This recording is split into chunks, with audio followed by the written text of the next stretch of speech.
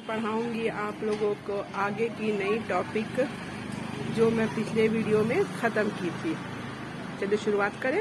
Hello viewers, today I will teach about the nature of accounting. Last video जहां मैं ख़त्म की थी वहीं से आज मैं फिर से शुरू कर रही हूं।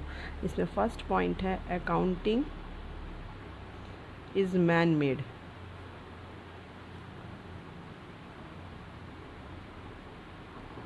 सेकेंड पॉइंट है it has evolved over a period of time.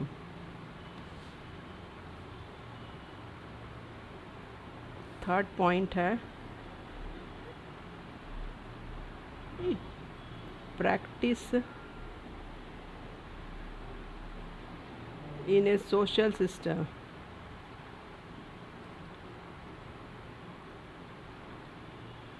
Fourth point है systematic exercise.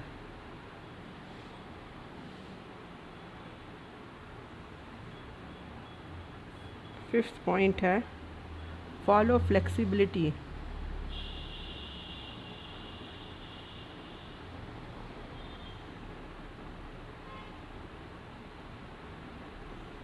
Not rigidity.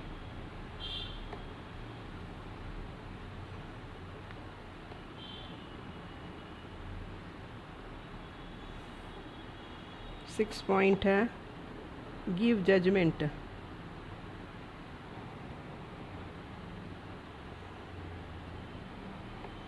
Eight a time. Seventh point है language of business.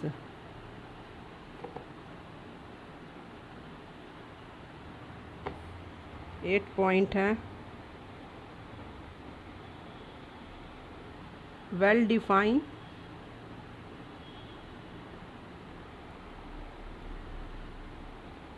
System. Ninth point है कम्युनिकेट फाइनेंशियल इंफॉर्मेशन।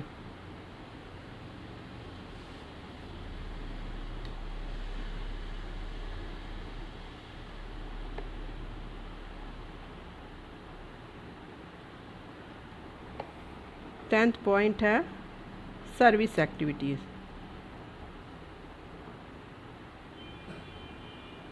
तो इसमें फर्स्ट है बच्चों accounting is man made. ये man made है, इसको इंसान ही बनाता है।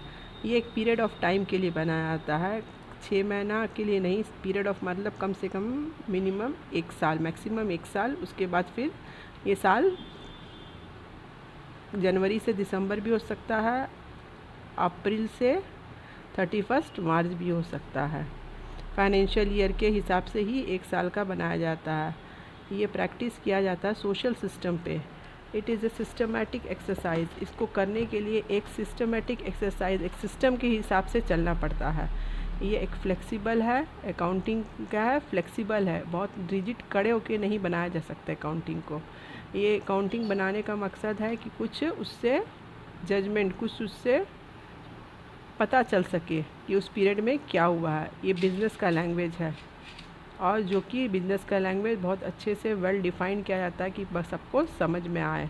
क्या समझ में आए? फाइनेंशियल क्या कम्युनिकेट करता है, फाइनेंशियल इंफॉर्मेशन के बाद कम्युनिकेट करता है। तो इस सब में क्या हुआ, सर्विस एक्टिविटी हुआ, सिर्फ सर्विस का एक्टिविटी इसमें किया गया है।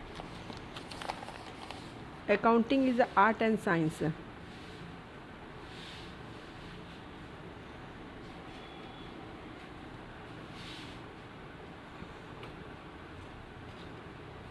अकाउंटिंग आर्ट्स है कि साइंस है?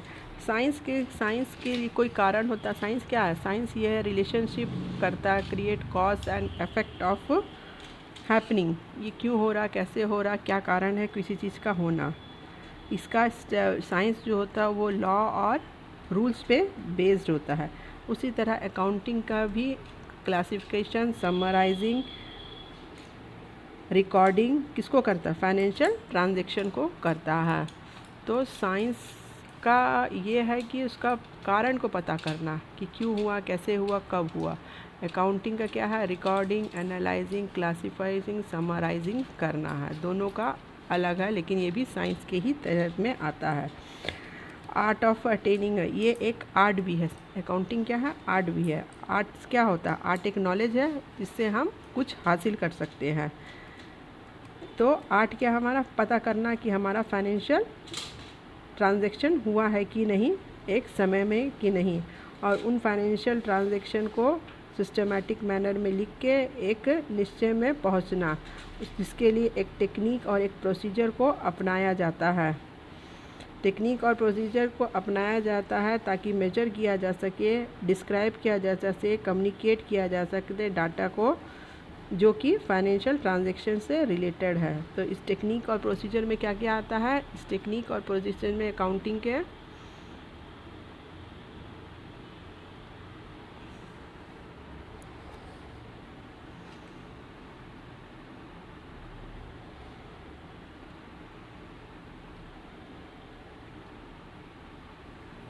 इसमें आता है आपका है क्या क्या टेक्निक यहाँ से चालू होता है?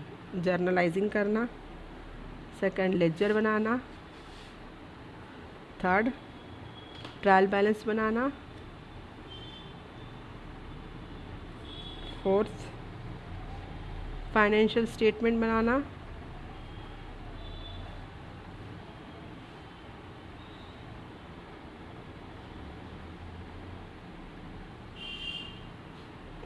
यही इसके टेक्निक और प्रोसीजर है। इन्हीं टेक्निकों से हमें कुछ we get the result.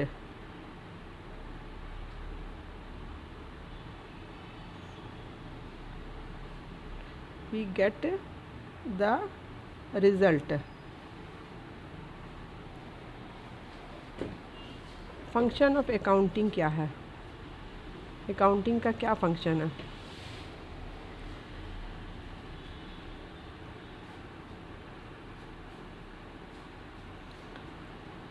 First है इसका रिकॉर्डिंग फंक्शन। तो अकाउंटिंग का फर्स्ट फंक्शन होता है रिकॉर्डिंग करना, जितने भी लेन देन हुए हैं जो मुद्रा में तौले जा सके या मुद्रा में हिसाब किताब किया जा सकते, उनको रिकॉर्ड करना। क्योंकि हमारा मेमोरी इतना तेज़ नहीं है कि सारे लेन देन को हम दिमाग के अंदर रख सके, तो इसीलिए कागज़ का होना, वॉचर का ज़रूर होना, रिकॉर्ड करके उन सबको रखना एक। सेकंड है उसमें आता आपका है इंटरप्रिटेट करना।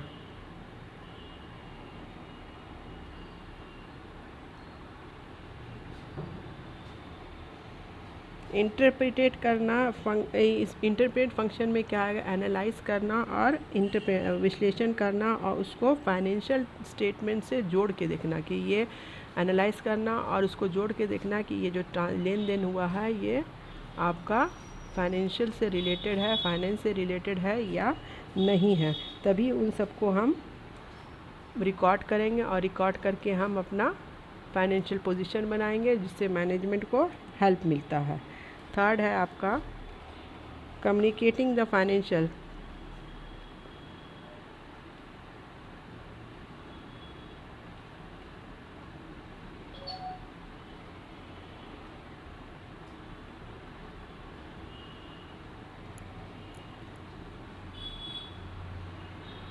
कम्युनिकेटिंग द फाइनेंशियल रिजल्ट, इसमें बताता कम्युनिकेट करना। इंटरप्रिटेट कर लिए हम, एनालाइज कर लिए कि फाइनेंशियल मुद्रा से रिलेटेड ट्रांजैक्शन है कि नहीं, फिर उसको हमको कम्युनिकेट, लोगों को ये कम्युनिकेट करना, बताता है कि ये हमारा फाइनेंशियल रिजल्ट है, ये हमारा स्थिति है हमारे व्यापार की साल के आखिरी में। थर्ड है, फोर्थ है मीटिंग लीगल रिक्वायरमेंट। सरकार को हमको टैक्स देना पड़ता है, तो हमारा मुनाफा पे टैक्स जाता है, जितना प्रॉफिट हुआ, क्या लॉस हुआ है, उसके ऊपर हमारा टैक्स फ्लक्चुएट करते रहता है, गवर्नमेंट की पॉलिसी के हिसाब से भी है। तो अगर हमारे पास फाइनेंशियल स्टेटमेंट रहेगा तो हम उससे अपनी लीगल रिक्वायरमेंट, कानूनी प्रक्रिया को भी पूरा कर सकेंगे। फिफ्थ पॉइंट है प्रोटेक्टिंग एसेट्स। प्रोटेक्टिंग एसेट्स का मतलब अब जितने भी हमारे प्रॉपर रिकॉर्ड्स जब हमारे रहेंगे तो हम अपने एसेट्स को भी प्रोटेक्ट कर सकेंगे, ताकि मैनेजमेंट उस एसेट्स का ठीक से इस्तेमाल करके आगे की पॉलिसी बना सके। 6 पॉइंट है इसमें, फैसिलिटेटिंग डिसीजन मेकिंग।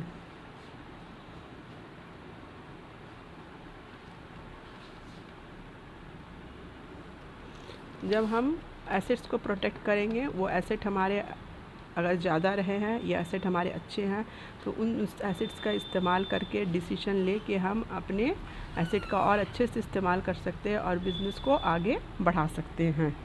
आया व्यूवर समझ में सबको? कोई भी प्रॉब्लम हो तो आप कमेंट्स में मुझे कर सकते हैं।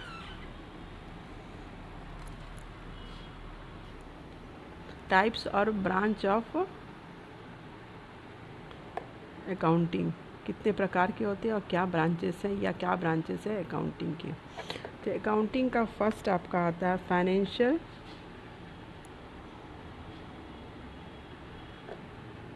Accounting, second cost accounting, third आपका मैनेजमेंट अकाउंटिंग,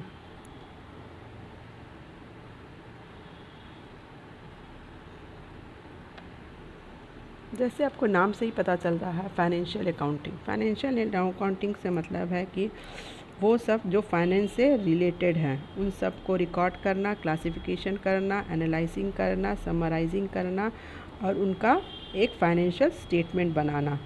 ये स्टेटमेंट जो होता है आपका फाइनेंशियल अकाउंटिंग में आपको इनकम स्टेटमेंट में आपको प्रॉफिट एंड लॉस अकाउंट बनाना है, जिससे हमें आगे चल के बैलेंस शीट बना सके और ताकि हमारे बिज़नेस की फाइनेंशियल पोजीशन को पता कर सके।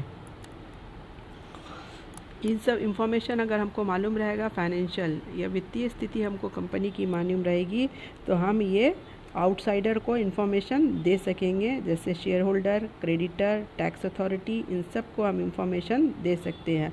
फाइनेंशियल अकाउंटिंग का मतलब ही ये होता है कि साल भर में हमारी व्यापार की स्थिति कैसी रही है, क्या हमारा प्रॉफिट बढ़ा है या घटा है, हमारी आर्थिक स्थिति कैसी है, इसी का मेन मकसद होता है फाइनेंशियल अकाउंटिंग।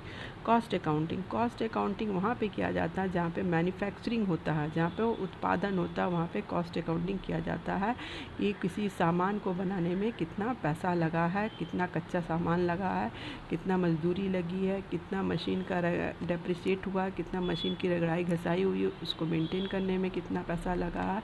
इन सब बातों को विश्लेषण करके उस प्रोडक्ट की कीमत तय की जाती है कि कितने में ये प्रोडक्ट बेचा जाएगा।